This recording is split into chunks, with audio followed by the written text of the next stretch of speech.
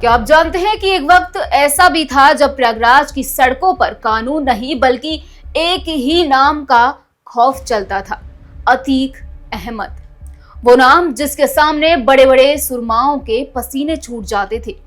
आज धुरंधर 2 फिल्म के आने के बाद अतीक की वो खौफनाक मौत एक बार फिर चर्चा में है, जब सरेआम कैमरे के सामने उसे और उसके भाई को ढेर कर दिया गया। लेकिन अतीक अहमद सिर्फ एक अपराधी नहीं था, वो जुर्म और राजनीति का वो खतरनाक कॉकटेल था जिसने दशकों तक यूपी को दहलाए रखा। आज के इस वीडियो में हम आपको बताने जा रहे हैं अतीक अहमद के आतंक की वो 5 कहानियां जिन्हें सुनकर आज भी लोग कांप जाते हैं, और साथ ही बात करेंगे उसकी लेडी डॉन पत्नी शाइस्ता परवीन की, जो आज भी पुलिस की आंखों में धूल झोंककर फरार है।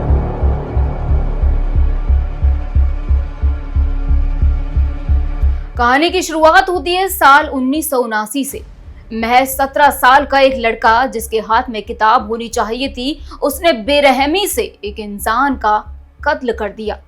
यह अतीक पर दर्ज हुआ पहला मर्डर केस था, लेकिन ये तो बस ट्रेलर था। इसके बाद अतीक ने पीछे मुड़कर नहीं देखा।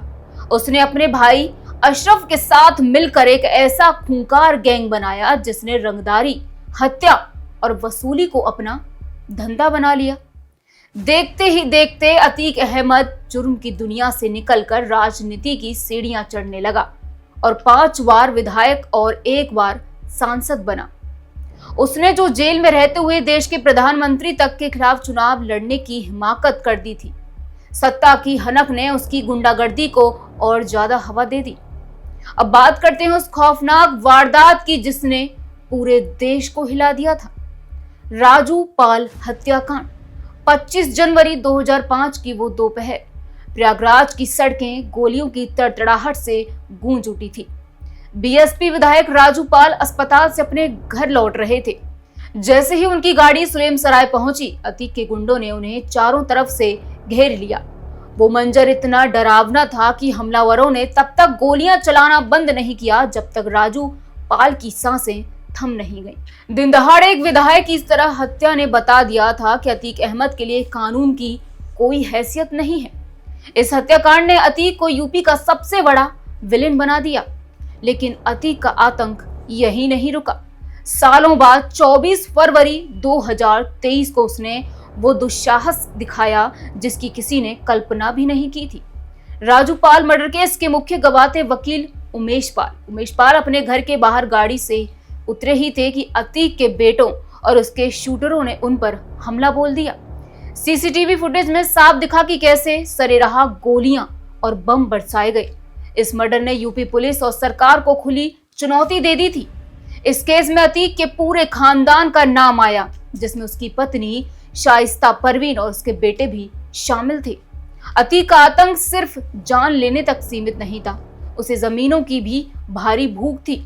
प्रयागराज के पैलेस टॉकीज के पीछे की करोड़ों की जमीन हो या लखनऊ के हजरतगंज के व्यापारी जगदीश गुरनानी की प्रॉपर्टी, अतीक ने बंदूक की नोक पर हर कीमती चीज पर कब्जा किया। वो लोगों को सीधे रजिस्ट्री ऑफिस बुलाता था और जान से मारने की धमकी देकर करोड़ों की जमीन कौड़ियों के दाम अपने नाम करवा लेता था। किसी की हिम्मत नहीं थी कि उसके खिलाफ मुंह खोल सके। इतना ही नहीं, एक बार तो अतीक और उसके हथियारों से लैस गुंडे इलाहाबाद की सैम हिग्नीबॉटम यूनिवर्सिटी में घुस गए और वहां के टीचर्स को राइफल की नोक पर खड़ा कर दिया। आप सोचिए, जिस माफिया का खौफ एजुकेशन इंस्टीट्यूट्स तक में हो, वहां आम आदमी का क्या हाल होता होगा। अतीक अहमद के खिलाफ 160 से ज्यादा मुकदमे दर्ज थे। उसने पुलिस वालों को धमकाया, गवाहों का अपहरण किया और करोड़ों की बेनामी संपत्ति खड़ी की। प्रशासन ने कार्रवाई करते हुए उसकी 11,000 करोड़ से ज्यादा की प्रॉपर्टी जब्त कर ली। लेकिन उसके पाप का घड़ा तब भरा जब अप्रैल 2023 में उसकी और उसके भाई की पुलिस कस्टडी में हत्या कर दी गई। अतीक तो खत्म हो गया, लेकिन उसकी कहानी अभी खत्म नहीं हुई है। अतीक की पत्नी शाइस्ता परवीन, जिसे अतीक के साम्राज्य की असली राजदार माना जाता है, पिछले 3 साल से फरार है। 6 राज्यों की पुलिस और एसटीएफ उसे पाताल तक ढूंढ चुकी है, लेकिन शाइस्ता का कोई सुराग नहीं मिला। इस पर 200 करोड़ की बेनामी संपत्ति और उमेश पाल मर्डर की साजिश रचने जैसे गंभीर आरोप हैं।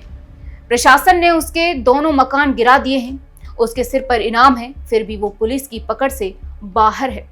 अतीक का आतंक भले ही मिट्टी में मिल गया हो, लेकिन शाइस्ता की फरारी आज भी यूपी पुलिस के लिए एक बड़ी पहेली बनी हुई है।